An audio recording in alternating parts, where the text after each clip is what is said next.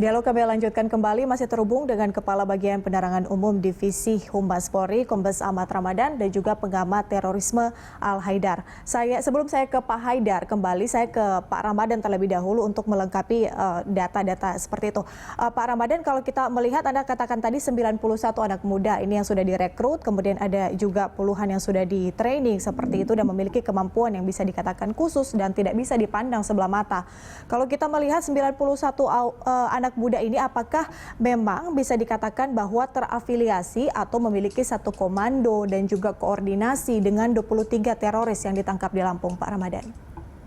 Ya, kalau kita lihat 23 teroris yang ditangkap dan sekarang sudah ditahan di rutan teroris, dia terafiliasi dengan organisasi teroris Jemaah Islamiyah.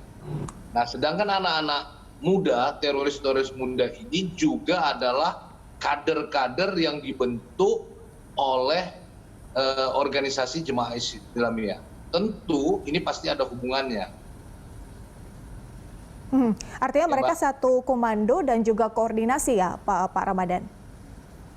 Saya katakan begini, Mbak. Jemaah Islamiyah itu seperti Bang Haidar bilang, itu ada struktur. Ya, jadi struktur itu tentunya ada pimpinan, ya, ada panglima. Siapa ada panglimanya, Pak Ramadan? Ya, saat ini memang masih dalam deteksi. Kalau yang kemarin diamankan itu Panglima Askari Zulkarnain. Mungkin Bang Haidar nanti bisa sampaikan siapa panglimanya sekarang. Nah, siapa Bang Haidar kira-kira? Ini sekarang ini mereka lebih bergerak dalam bentuk clandestine. Ya, bergerak dalam bentuk clandestine. Memang ya saat ini juga tidak berjibaku dengan ini. Beda mereka dengan pertempuran yang dilakukan di Suriah. Bentuk terorisnya beda. Tapi kalau bentuk yang sekarang dia seperti gerakan di bawah tanah. Kalau di Suriah dia langsung bertempur dengan lawan mereka. Itu mungkin nanti bisa ditambahkan oleh Bang Haidar. Pak Haidar, siapa panglima mereka, Pak Haidar?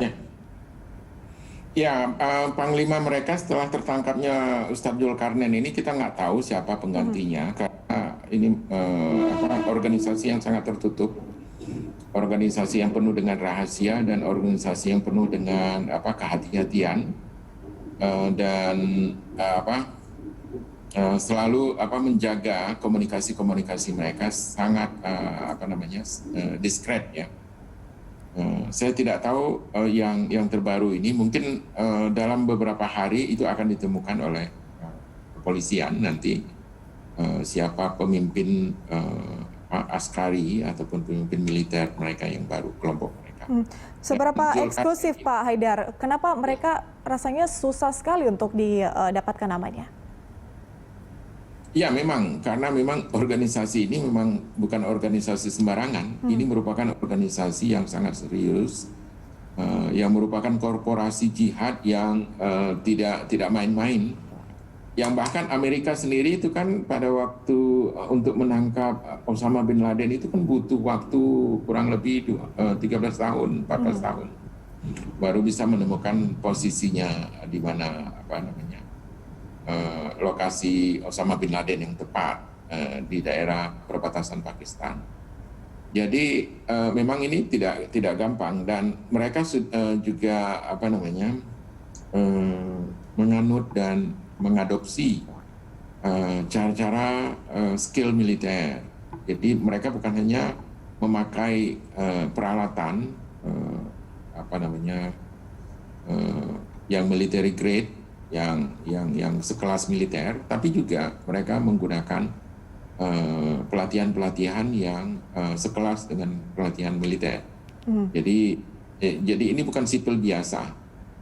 Jadi mereka adalah orang-orang yang sangat terlatih dengan metode-metode khusus dan mereka punya ahli-ahlinya yang merupakan tamatan kampus-kampus universitas ternama juga. Jadi bukan barangan. Makanya ketika mereka bersembunyi, itu memang betul-betul mereka bersembunyi. Dan ketika mereka terlihat dan ketika ditemukan itu memang polisi bisa menemukannya dengan metode-metode tertentu dari kepolisian. Oke, Pak Haidar, melihat adanya jaringan yang bisa dikatakan susah sekali untuk ditemukan begitu jaringan-jaringannya. Ini bagaimana kemudian mencegah agar adanya pemahaman yang tidak sepaham lah dengan Pancasila seperti itu, dan juga ideologi radikalisme di kalangan anak muda ini tidak menyebar sampai kemana-mana. Sudah 91 anak muda. Mungkin kalau secara jumlah masih kecil kalau dibandingkan dengan anak muda seluruh Indonesia, tapi paling tidak 91 anak muda ini kalau kita bayangkan satu orang misalnya bisa rekrut 1, 2, itu kan pasti jaringannya akan lebih banyak lagi. Seperti apa bentuk pencegahannya? Kalau bentuk pencegahannya itu banyak ya, yang sudah dilakukan oleh lembaga pemerintah itu cukup banyak. Tapi yang saya lihat yang paling sukses ya, yang dilakukan oleh Polri sendiri, kepolisian dalam hal ini pernah dilakukan oleh Kadensus yang pertama, Pak Surya Dharma Salim. Dia melakukan metode yang kalau dalam ilmu antropologi itu kita sebut metode humanisasi namanya. Jadi dia melakukan pendekatan yang sangat manusiawi terhadap kelompok-kelompok teroris yang sudah tertangkap. Tadinya kelompok-kelompok teroris ini sudah membayangkan dirinya akan diperlakukan secara biadab ataupun secara keras, tapi ternyata pihak kepolisian memperlakukannya secara baik dan terhormat. Mereka tidak tidak disiksa dan tidak dilakukan tindakan-tindakan yang brutal. Ya. Nah, karena penerimaan kepolisian yang sangat baik itulah pada akhirnya banyak orang-orang jihadis ini yang kemudian secara sukarela memberikan jawaban-jawaban yang jujur terhadap pertanyaan tersebut. Bahkan ada beberapa jawaban yang diberikan secara sukarela tanpa ada pertanyaan dari polisi. Ya, artinya pendekatan dari polisi untuk mendapatkan informasi lebih lanjut terkait dengan jaringan ini bisa dikatakan manusiawi seperti itu, sehingga mereka juga memberikan informasi bisa dikatakan secara sukarela seperti itu. Saya kembali ke Pak Ramadan. Pak Ramadan, di paket pengantar tadi sebelum kita dialog juga sempat disinggung bagaimana mereka para jaringan teroris ini kemudian mendapatkan dana lewat kotak amal. Kita lihat ada 20.068 data dari polisi kotak amal yang masuk untuk pendanaan teroris. Bagaimana mereka bisa menggunakan kotak amal untuk mencari pendanaan ini, Pak Ramadan? Sudah berapa lama hal seperti ini terjadi? Kami sampaikan bahwa kotak amal yang disebar di beberapa kota di Indonesia itu jumlahnya ribuan, mungkin 10.000 lebih ya. Dia tersebar di beberapa kota termasuk di Lampung yang besar.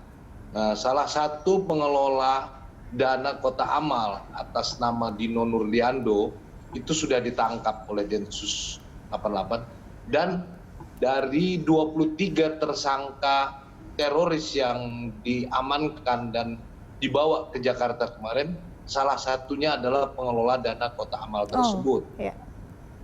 Ya, salah satunya atas nama Dino. Dan ketua yayasan serta bendahara yayasan tersebut. Dari mana kita dapat? Dari beberapa tersangka teroris yang telah kita tangkap kemarin. Ya, ditangkap itu dari bulan November sampai Desember. Beberapa keterangan dari tersangka teroris yang ditangkap menjelaskan bahwa mereka mendapat dana operasional dari Yayasan Baitul Mal Abdurrahman bin Auf atau BMABA. Demikian, Pak. Oke, sudah berapa lama Pak Ramadan hal atau sistem seperti ini diberlakukan? Apakah memang sudah sangat terdesak seperti itu, mereka tidak punya dana lagi kemudian menggunakan cara ini, dan mungkin sudah berapa lama kotak amal ini menjadi salah satu cara untuk mereka mendapatkan dana?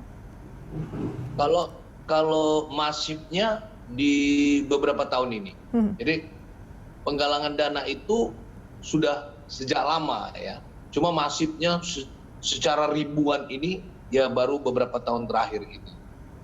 Dari pengakuan mereka bahwa penggalangan dana tersebut memang menggunakan kotak amal merupakan salah satu cara untuk menggalang dana. Oke. Jadi dana lain dari simpatisan-simpatisan, juga simpatisan dan donor-donor penderma yang dengan kedok untuk kemanusiaan.